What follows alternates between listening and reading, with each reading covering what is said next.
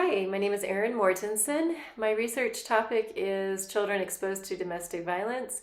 My research question evolved into what two therapies work best together to help children exposed to domestic violence or intimate partner violence. I chose this topic because I'll be working at a domestic violence shelter next semester, and I get to be part of the children's programs. They have art therapy, play therapy, yoga, and nutrition. So I just wanted to find out a little bit more about each of the therapies and their effectiveness. Before I get too much further, I want to point out that most of the research I found deals with the mother-child relationship, but I am fully aware that the father can be the victim in the relationship as well. So that's just another gap in the research that could be looked into. Some of the key statistics are that 1 in 4 children in the US are impacted by domestic violence. That equates to about 18.8 million children. And what happens when they're exposed to domestic violence is they suffer from social, emotional, and behavioral difficulties. They can have externalizing and internalizing behaviors. They suffer from depression, show post-traumatic stress symptoms, and all of these things, they don't last a short time. They last well into adulthood. And what happens is they compound and they create this financial burden on the child, adult, and the government. So it costs about $95,000 for each child throughout their lifetime in therapy, healthcare, lost wages, lost productivity. Just all of that compounds and adds up to a lot. In addition, children exposed to domestic violence are 1.86 times more likely to commit a violent act when they become adults. So add all of that together, those two things you could bring to a policymaker to get funding for more research and a reason why we need to find interventions that work. So they do have some proven methods that work to help children exposed to domestic violence.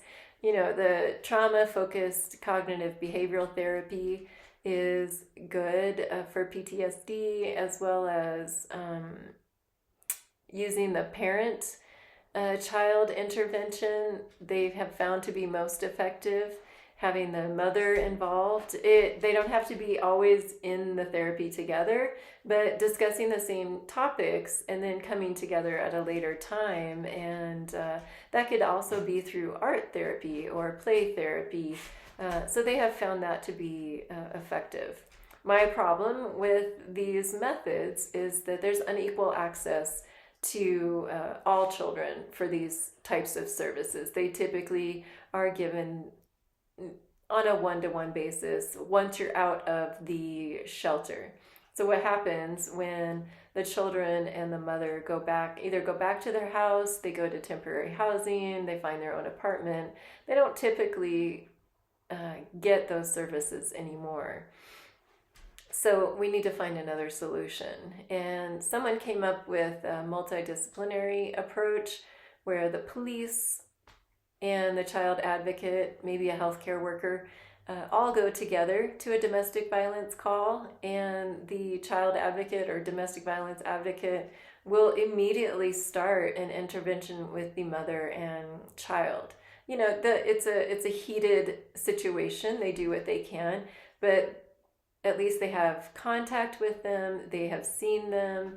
They let them know that they will be back within 4 days and start that program. They found that to be effective. It was a small research study though, so we'll have to see if they do more. Another one was very similar. The police would give the information to the domestic violence advocate, and within 4 days they would go visit the home of the mother and create a plan for her and her children and make sure that she has contacts or she is seeing a healthcare provider and to see if she needs any help with the criminal justice system. So those were promising research articles.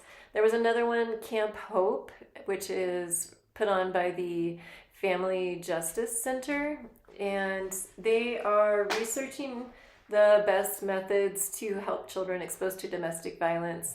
One way was sending them to a week-long camp and having them involved in all the different therapies, art, play, getting outside, group therapy, hearing each other's experiences. So they are currently doing a lot of research on that. That's not super promising yet, unfortunately. What they found is that you can't just have a 1 week program. You have to have the program last all year long. And they do have 150 places throughout the United States that put on this HOPE program. So they're trying to figure out the best situation to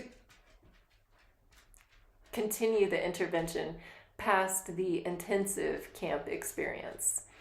So what we know is that more research needs to be done. It needs to be effective, culturally relevant, strengths-based interventions that can be utilized in a shelter or community resource facility so that everybody can access them. Thanks for listening.